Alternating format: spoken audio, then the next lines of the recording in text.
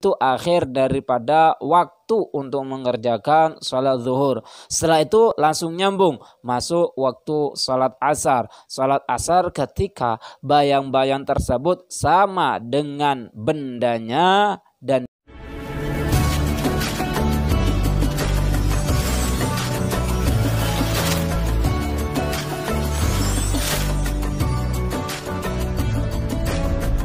Assalamualaikum warahmatullahi wabarakatuh. Bismillahirrahmanirrahim. Al-Fatiha ruhi sayyidina wa habibina wa syafi'ina Rasulullah Muhammad bin Abdullah. Thumma ila ru'abaihi wa ikhwanihi minal anbiya wal mursalin. Thumma ila arwahi kafati ashabi Rasulillah ajma'in wa ahli baitihi wa azwajihi wa dhurriyyati ajma'in. Khususan minhum sayyidina imam al-muhajir ilallah bin Ahmad bin Isa wa usulihi wa furu'ihi. Thumma ila arwahi Susan Ja'far bin Syekhan Asgaf bil Qadir bin Ahsan Asgaf Bakar Muhammad Asgaf wa usulihim wa furu'ihim. Thumma ila arwahi Susan Abdurrahman wa Muslim wa usulihim wa furu'ihima. Thumma ila arwahi Susan Ahmad bin Umar Asyatiri wa usulihi wa furu'ihi. Thumma ila walidina wa walidikum wa amwatina wa amwatikum wa amwatil muslimina ammah wa ila hadarati Nabi Muhammadin sallallahu alaihi wasallam. Al-Fatihah. A'udzu billahi minasyaitonir rajim. Bismillahirrahmanirrahim. Alhamdulillahirabbil alamin arrahmanir rahim maliki yaumiddin. Iyyaka na'budu wa iyyaka nasta'in. Ihdinas siratal mustaqim. Siratal ladzina an'amta 'alaihim ghairil maghdubi 'alaihim waladdallin. Amin.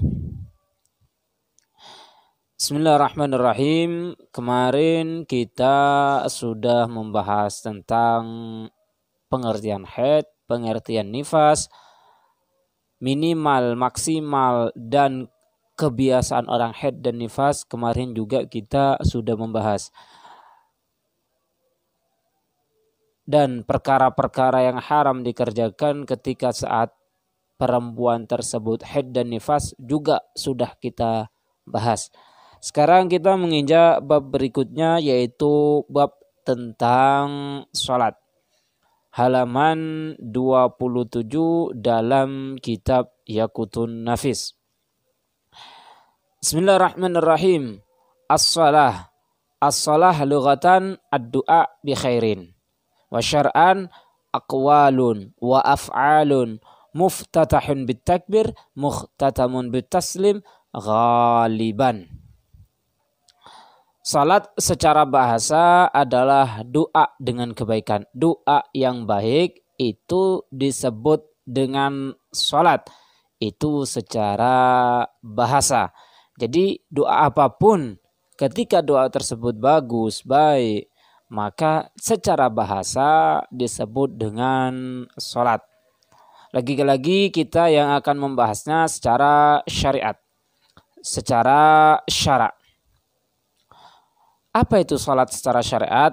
Adalah aqwalun, ucapan, af'alun, gerakan, mukhtatamun bit takbir, yang diawali dengan takbiratul ihram, mukhtatamun bit taslim, dan diakhiri dengan salam ghaliban biasanya. Jadi salat menurut syariat adalah perbuatan dan ucapan yang dibuka dengan bacaan takbir dan ditutup dengan salam biasanya. Contoh yang tidak biasa bagaimana? Misal ada seorang itu, mohon maaf, tidak bisa bicara, bisu, maka salat dia hanya af'al, muftatahun bit takbir, mukhtatamun bit taslim. Aqwal, ucapan, tidak ada. Kenapa? Karena orang tersebut sedang bisu. Orang tersebut bisu, tapi disebut salat secara syariat. Ada juga salat tidak ada gerakan. Contohnya apa? Misal ada seorang yang terikat. Salat bagaimana? Tidak bisa. Tapi dihukumi salat. Kenapa? Karena orang tersebut terikat. Ada juga contohnya, misal lagi sakit, gerakan tidak ada. Ada juga tidak ada dua-duanya. Misal ada seorang yang sudah sakit parah, sudah stroke atau sudah koma. Dia tidak ngomong, tidak bisa bergerak, tidak bisa. Maka sholat dia dengan hati atau dengan kedipan mata. Kedipan mata, kalau tidak bisa memang dengan kedipan mata, maka dengan hati membayangkan kalau dia dalam keadaan sholat. Itulah sholat secara syariat. Kemudian bab berikutnya yaitu as-salawatul maktubah wa awqatuha. As-salawatul maktubah khamsatun at-tuhru wahia arba'u raka'atin wa awal waqtiha zawalu syamsi wa akhiruhu masiru dhilli kulli syai' mithlahu siwa dhillil istiwa wal asr wahia arba'u raka'at wa awal waqtiha idza sara dhillu kulli syai' mithlah wa zada qalilan wal maghrib wahia thalathu raka'at wa awal waqtiha ghurubu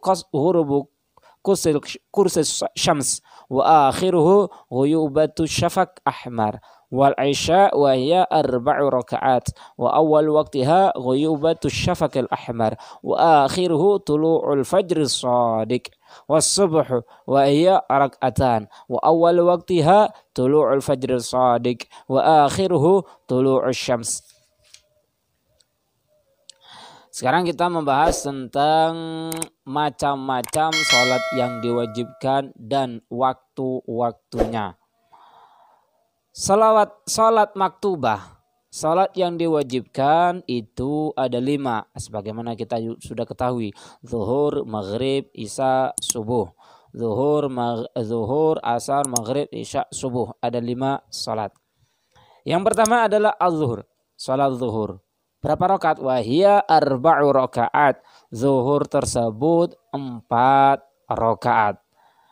Waktiha wa awal waktiha zawalu syams. Awal waktu untuk mengerjakan salat zuhur yaitu tergelincirnya matahari.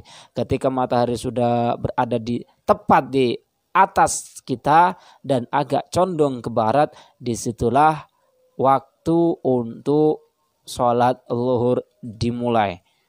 Wa akhiruhu, akhirnya kapan? Masiru dhilli kulli syai' mithlahu siwa dhillil istiwa.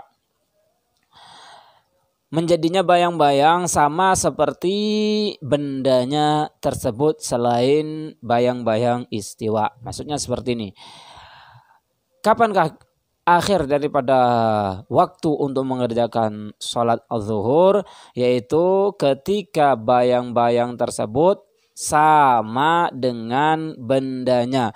Misal benda tersebut panjangnya 1 meter. Ketika terkena sinar matahari panjangnya 1 meter lebih sedikit, maka disitulah akhir daripada waktu untuk mengerjakan sholat zuhur. Kemudian salat yang kedua adalah al-asr, yaitu salat asar, wa ya arba'u rakaat, 4 rakaat. Kapankah waktunya? Wa awal waqtiha idza sara dhillu kulli syai' mithlahu wa zada qalilan.